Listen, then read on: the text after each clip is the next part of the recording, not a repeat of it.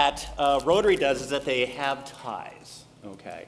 And basically when I was at the International Assembly back in January, they were giving out ties to all the district governors coming in, okay? And that's what this one is all about. And to me, it's really kind of cool.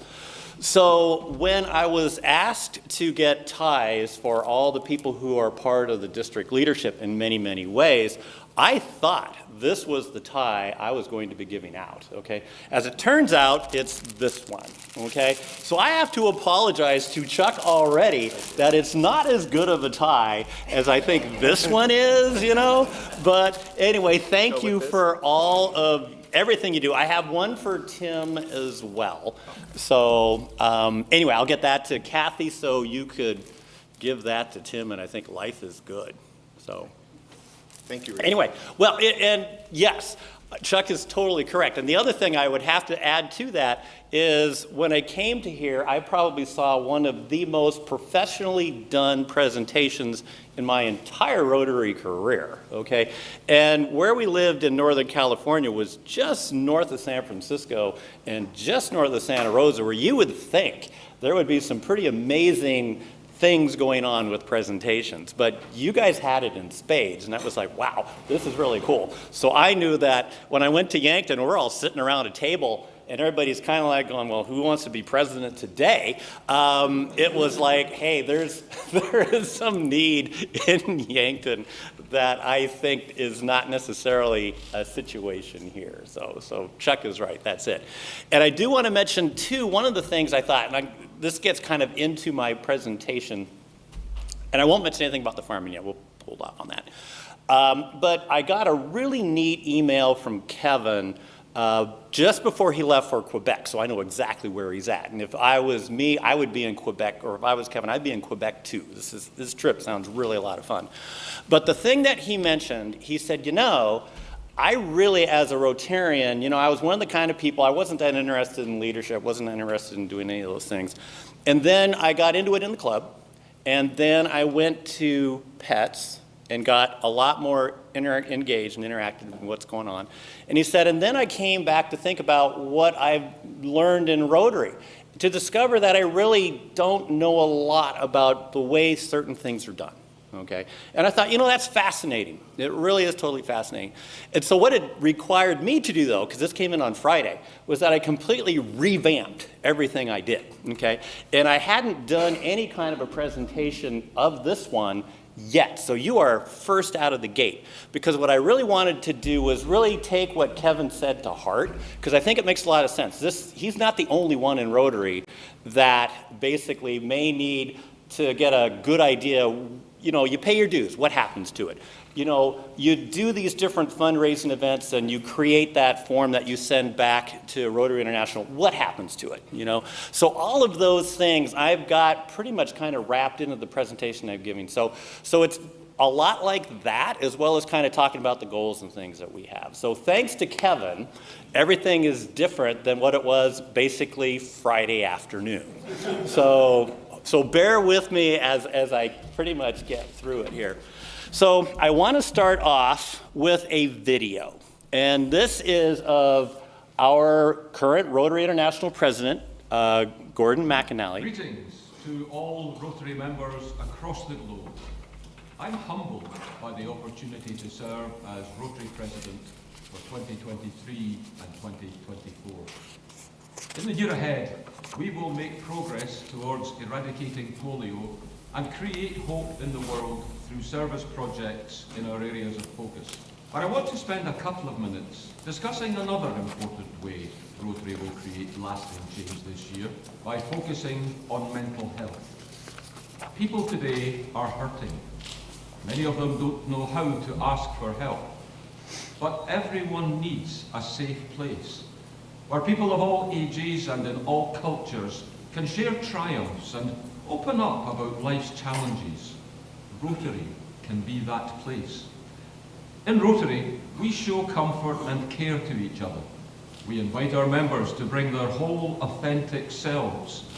And we move beyond the simple question of, how are you? To ask, how are you really? Research shows that performing acts of kindness is the most effective step anyone can take to protect our sense of well-being and to make us more resilient to all the challenges life throws our way. Mental wellness is deeply personal to me.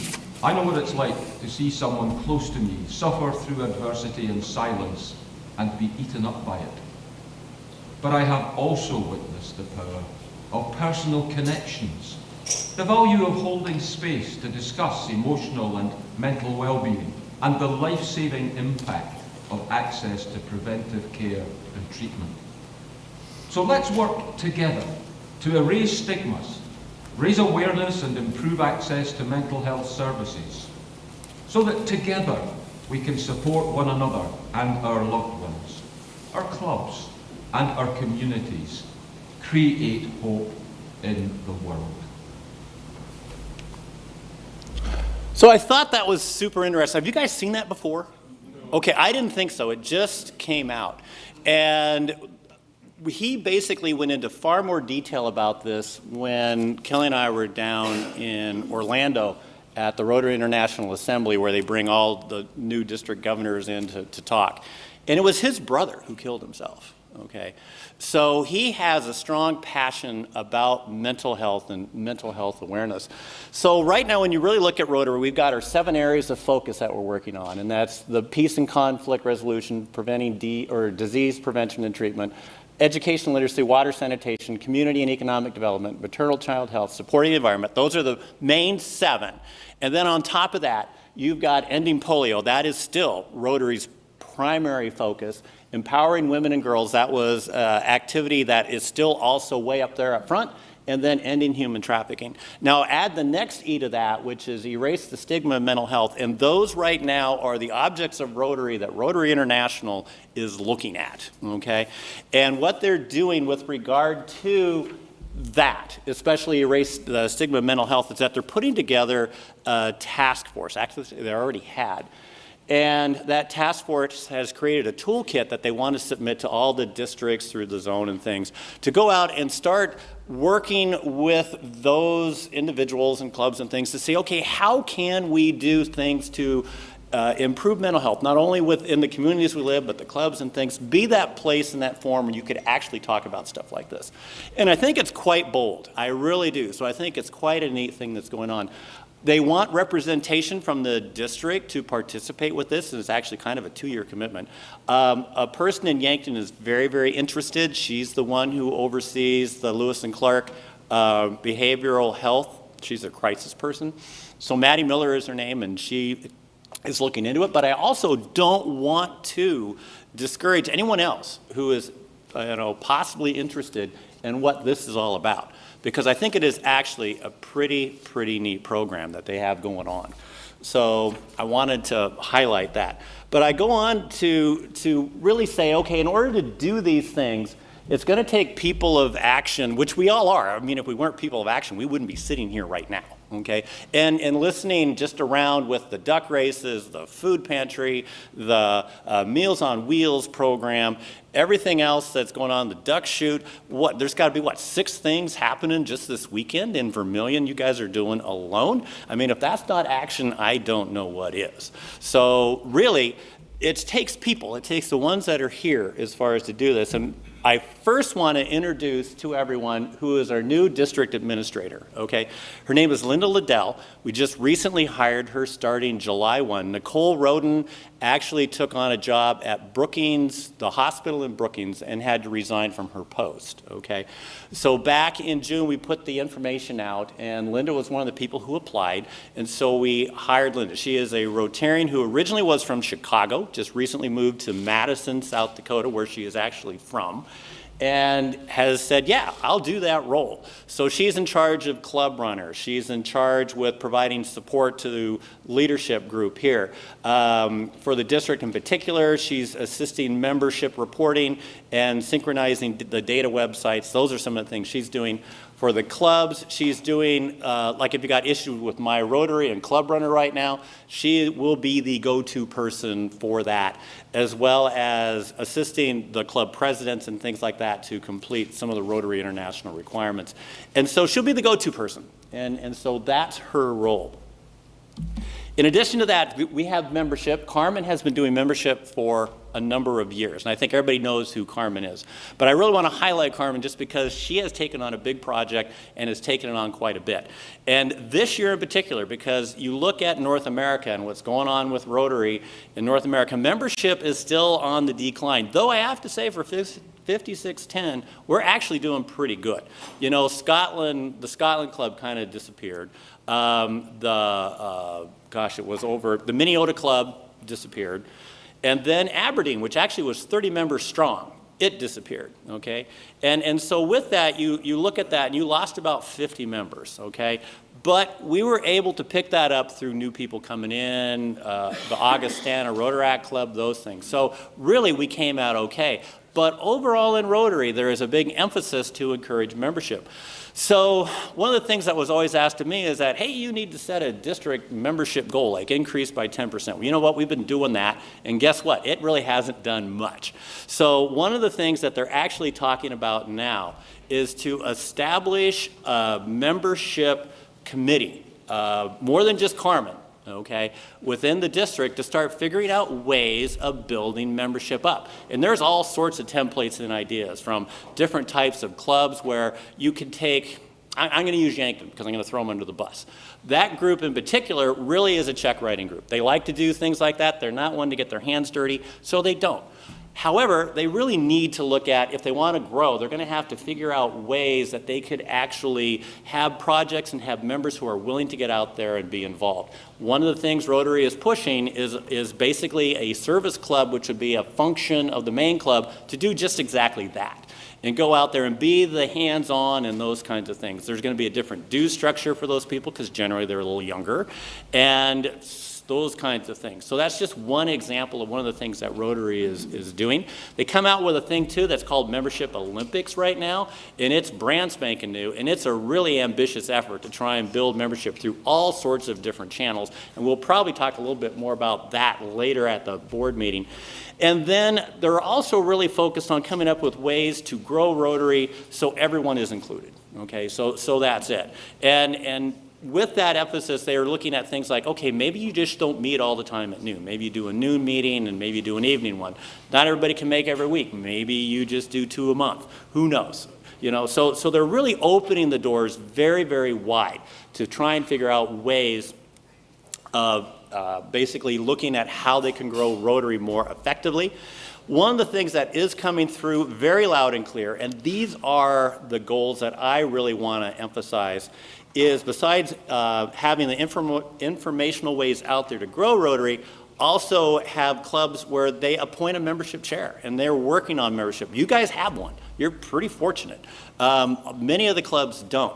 Also have basically the Rotary Club Central have a member retention goal, have a member growth goal, and then participate with the district for all the membership things going on. They are really focused, like I said, so I'm probably spending more time on this particular element than all the others just because it is really big to Rotary. And the main one Carmen told me to let everybody know is that if you have any questions or you need any help, she is available. Okay, I don't have her email address on there, and I apologize for that. Chuck's got it. So anyway, she is definitely a good one to go to. So public image also, we have goals for public image. Right now, one of the things from a district perspective is that we want to improve the usefulness of the monthly e-bulletin. How many here read the e-bulletin? Awesome. Kidding? I don't. But anyway, the point of it is that it's not something that when it comes through on the email that I really single out and read. There are sometimes it's pretty good. And Dan, I don't want to pick on you for raising your hand. I apologize. But I do find the e-bulletin, you know, it's okay, all right? But I think it could be done better. And one of the things that we really want to try and do is really highlight what clubs are doing. So take, for example, there was, I think the latest thing that we talked about as a district was the Rotary Youth Leadership Academy. I know Dave Lorenz was big on that and really was trying to push it. And I know even some kids from Vermillion actually went. So what we'd like to do for like maybe the August one is get a couple of those kids, and they are a video much like you saw of Gordon, a 2 to 4 minute video. And they are part of our newsletter, you know. You can click on that, you can hear what they have to go.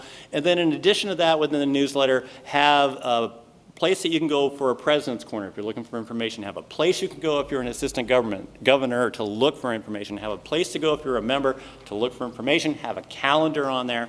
So try to make it where it's really a go-to thing for the district that we want to use. It's just not a narrative about what the district governor says. Because I'll be honest with you, I wrote those for the Friends of the Missouri River, and I actually got burned out writing those. So if I could find an easier way, then this might be it. So that's one of the things we're really focused on. And Scott Bader, who is new, brand spanking new, Chuck knows him. I don't think too many other people here do. He's out of Rapid City, Rushmore. He has some great ideas. So storytelling is still huge. Rotary is still focused on that in many ways and really wants as many stories that come in, because that's how Rotary is going to get told and retold across the planet, is just through all the different stories of all the many things. So basically storytelling is out there. Scott had mentioned about he wants to provide and assist in outreach for membership foundation goals. That's another thing, so tell stories related to that. And then last, see if we can get a minimum from each club 2 stories to share. So that's another thing that we're really looking at doing. So those are the goals I have as well for that particular one. And then for foundation, this is where some of the stuff that we were just talking about. Getting back to Kevin, okay, take the dues, the district dues. The dues went up $5 for the year. So they used to be $40, had been for about 8 or 9 years, and this year they went up to $45 under the pretense that we were spending the reserves down way too far. Within our Rotary District, we have about $130,000, what they call carryover from one year to the next, and it's to be used to augment different programs. So like last year, it went to help pay for grants, okay?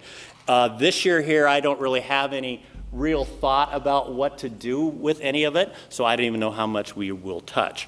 And we can get into that a little bit. But anyway, needless to say, we have this, when you pay your dues, basically $25 of that goes to support Rotary, okay? That's helping out at the district, doing stuff for international, everything else like that. $10 of that goes to support the district conference, okay, that we're putting on in Yankton that we'll get a little bit more on. And then the other 10 goes to learning and education. That's the PETS program that you have. That's help support the online learning that's out there. And that's all those things. And to me, the reason I want to highlight that, because I think Kevin brought up a very good point, is that not too many people know that that's out there and that you're paying for it. Okay, so the point is that you really should look at, if you've not ever gone to PETS, I think you really need to see what the experience is all about, because he obviously got a lot out of it. And then second to that, if there's anything you want to learn about, it could be about how to be a good public speaker, whatever it is. The Rotary International website has tons of modules that this helps support. And there's many, many ways to get different trainings and things that are online without having to really the comfort of your own home. And in addition, we're looking at strategic planning that will be partly out of this to help certain clubs that are struggling. And in addition to that, do a one summit for leadership building. Those are a couple of the things we're talking about. So that right now is where you see the dues and things going. We basically, in our annual giving for the district, give around $190,000 a year, which is pretty darn good for a district our size, okay? However, we can do better. And one of the things I think that would be a good way to do better, and I want clubs to, this is more of a club goal than a district goal. Our district goal is to actually change that to about a little over 200,000, 215,000. From a club perspective, this, you guys have it mandatory, if I remember, that everybody gets 5 raffle tickets. Is that the deal? Okay, Kathy is shaking her head, yes, okay. So, and not everybody has that. In fact, I'll be honest with you, the year I was doing the raffle, we sold about 5,200 tickets out of 11,000, okay, because generally that's how many are received. That works out to about 3 tickets per person within our district who had purchased it, which isn't very much, okay. So most of the district doesn't even buy as many tickets as you guys are required to buy.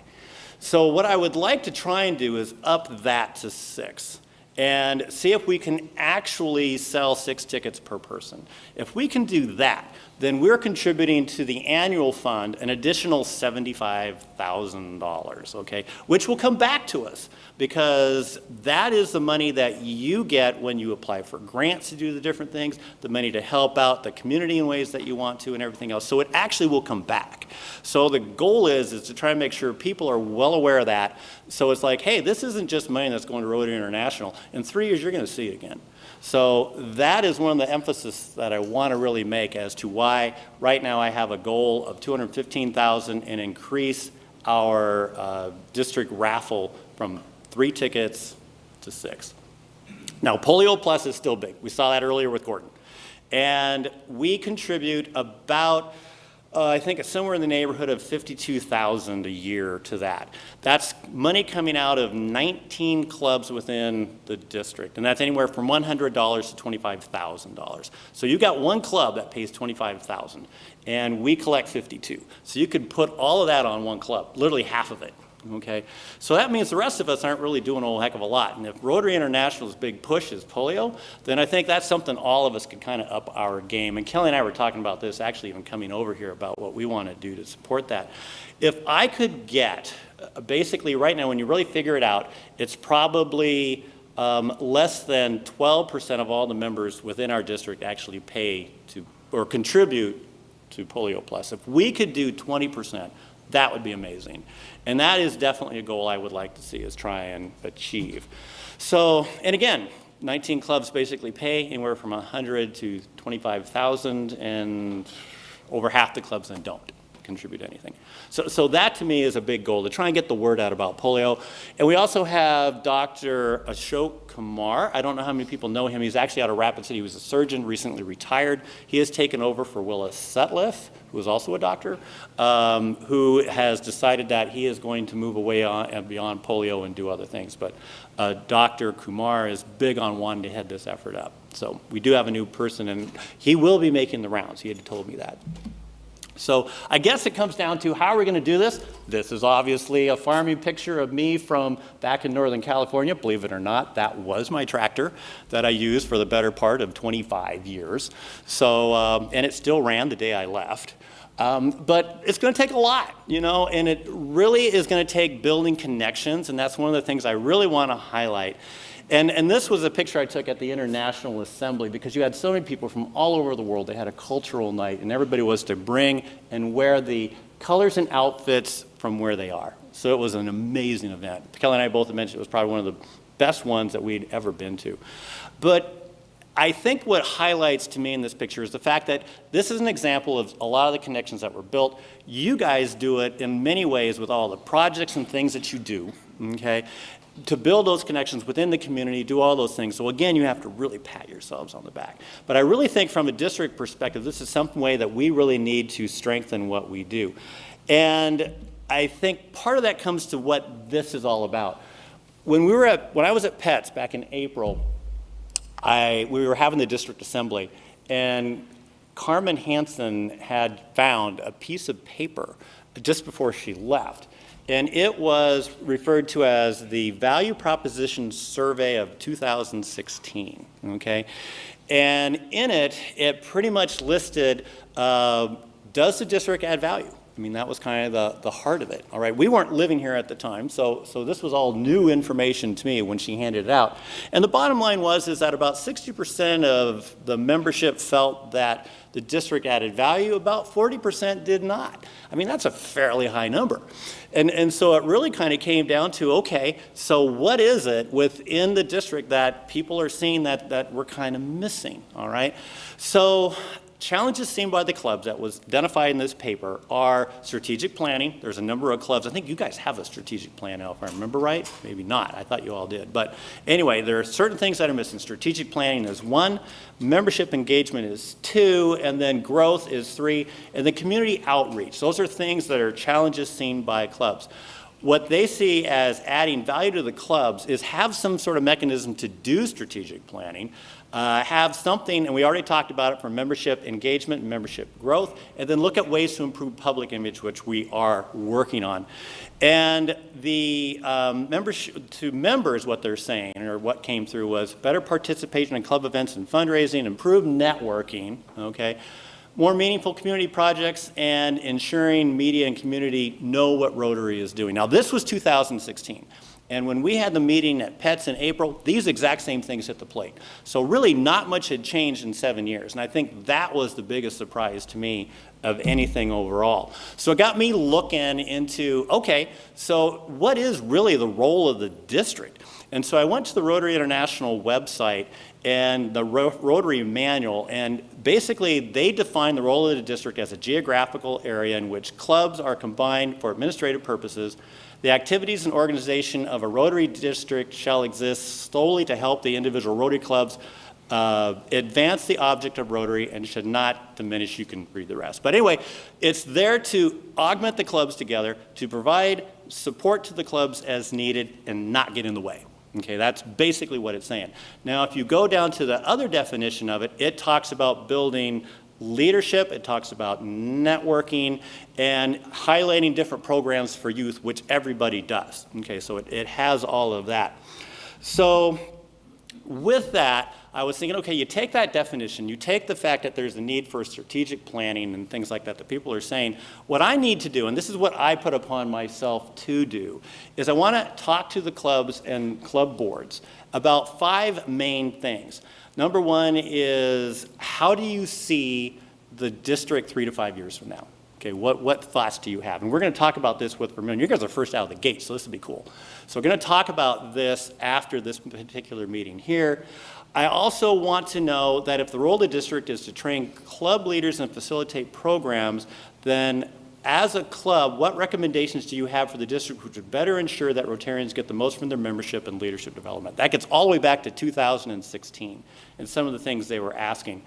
And then within Rotary, number 3, the other question I want to ask is, if the current strategy for connecting clubs and the district is through networking, but yet at PETS, only about maybe 12 to 15 clubs are represented out of 40, okay? You're not able to do a whole lot of networking. So what can we do if it's not working for PETS or the district conference, because about 150 people out of 1,500 show up at district conference, except for here. I think you guys got around 250, Chuck, if I remember right. You guys did pretty well. Yeah. So what can we do to offer the experiences that the Rotary District is supposed to do that clubs are going to participate with? Because right now, I don't know. You know, what we have doesn't appear to be working as well as it should. So I really want to find out from clubs as to how they want to run with this.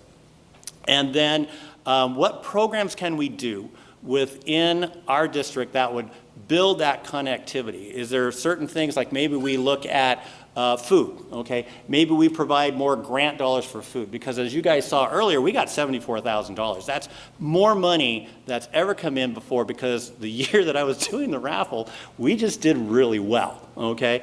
And with that, we have more to spend, and we're not going to spend $74,000 right now.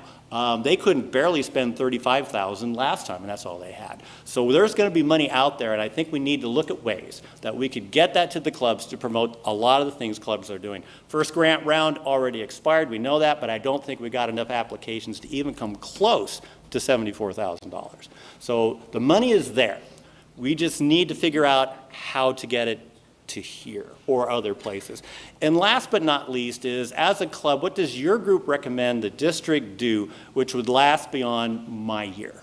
Okay, I think that's worth knowing, because I really do feel that as we have this succession planning, like I was 3 years in, the person who's going to follow me, there's certain things that we should probably carry forward and keep going to make sure that that continuity is there. So what is that? What do you guys feel? So those are things I want to really follow up with the different clubs on, and you know, gather the ideas to make it work. You know, the monthly bulletin, like we already talked about, I want to assist clubs to make sure their goals are in Rotary Club Central, because that's huge. That is where we're going to be putting a lot of emphasis from the Rotary International. They're going to watch that. So as long as everybody's got their goals in for things, the money and things, that will all work. And then implement some kind of a challenge that actually can be where we have clubs in the district all working together. So let's come back here to Vermillion and the objects of Rotary and what you guys do. So that gets all the way back to the district, you know, saying we're going to support the objects of Rotary. You guys do, like I said, so much. So you do the duck race, you have the rubber duck shoot, and that's this week, okay? I think that's pretty darned impressive. You guys do a bicycle helmet program. The Patriots Plaza, I'd gone here for a couple of other meetings, and you guys had that going on, you know. That's pretty darned amazing. And then last but not least, you know, these are the programs that you guys do within the community. You know, the service programs, college and scholarships, German student experience, music program. You can see it. It is all there. I can't think of a group that does more right now, you know, that I've seen, as well as the other things that you do. So this would be, you're kind of a model for many, many other clubs. So hence Kevin's email that I revamped to create this presentation, I thought actually came through fantastically for timing, okay?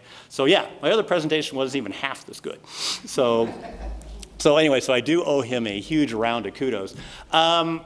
So district conference, Melissa actually mentioned it. I wanted to just highlight a couple of things. Yes, it'll be in Yankton.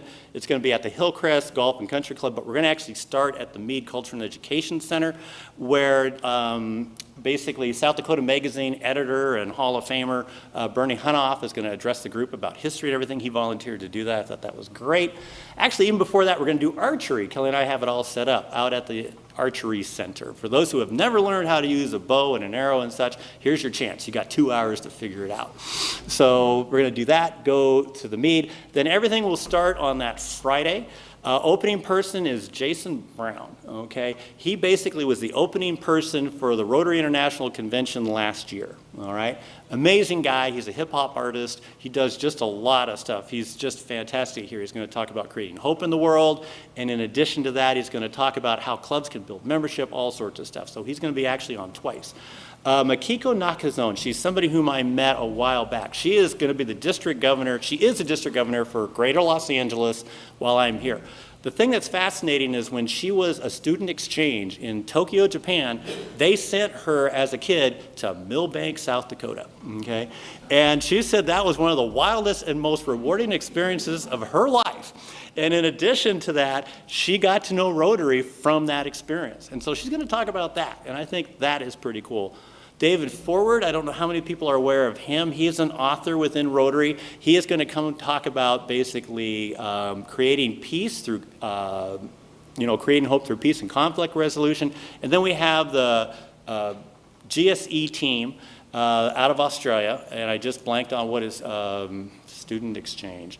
I knew all that until about 30 seconds ago. Anyway, they are going to be here. They're touring the different reservations the 2 weeks prior. They're going to finish up and give us an assessment on that Saturday afterwards. And they are all native Australians as it stands, so it's going to be a fascinating presentation. So anyway, that's the district conference, and I do hope you all can make it because I think it'll be really good. And let's face it, it's not very far. You could actually come, have a few drinks, and drive home. Kelly, go ahead. Feel free to mention that we'll be stopping at Ben's. Oh, that's right, on Friday. For those who are bored about membership, public image, and foundation, you could join Kelly and go to Ben's, okay, and have Ben's flights of new beers, okay? He's got a bunch of craft beer stuff he's putting out there for those that don't know about Ben. He's an amazing guy, does a lot of community service, and he's going to take us on for that afternoon. So anyway, and that is my presentation. So any questions? Oh, go ahead. You kept saying pets. Yes. Pets. Perfect. President-elect training seminar, okay? So all incoming presidents are, at one time I think they were required to go, but as time had gone on, it wasn't something that was forced upon people. But the point of it is that it really provided that avenue for people to network, get to know one another, learn some about Rotary, but to me, it was more about learning leadership, public speaking, all sorts of stuff that I think helped beyond Rotary, and that was a good part of it. So, but that's it, President-elect training seminar. Anything else? I was just going to point out that you talked about the grants Mm-hmm. in the district. Mm-hmm. Our club has received a number of those grants that have benefited the community greatly. And you'll see one of the more recent ones will happen this fall. We got a grant, a matching grant from the district to build a picnic shelter in Rotary Park. And so that, we've already contributed our portion of the money and should be built, I think, in September, October, they were looking at. So you'll see that addition to Rotary Park, and then there have been others. We have applied for it, and we actually have one in the current applications. Okay. I want to just mention one thing, way off the subject. Chuck said I need to talk about farming. Yes, we raised walnuts in California, had for 25 years, commercially. In fact, most of the walnuts you saw in the store were ones that varieties we used to raise. We moved here because of, well, we wanted to get away from walnuts, partly, and then we decided that hard cider was the new game in town. So we are growing a bunch of different cider trees to see what we can do. Right now, I can tell you I need a chemist because we have yet to put out a product that I would even put out there for vinegar, okay? So if I could figure out how to make this work better, Kelly and I, we are all ears. But hopefully we'll have something before too long. We are stick figure farms, and that's who we are. Did you know that Kevin is a chemist? No. There you go. Rotary Way to Connection. throw him under the bus. We will look him up. We So. have winemakers in this group, too. Well, yeah, and we did a little bit. We kind of know some of that, but we're discovering it's an entirely different apple. It goes bad fast, apples, and that's what we're trying to figure out. It doesn't take long to get from could be okay to really bad, like hours. Anyway, that's me, and thank you so much. I appreciate everything.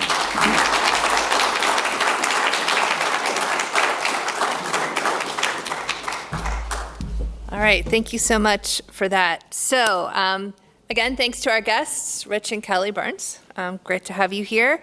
Next week, our speaker is Mike Card, talking about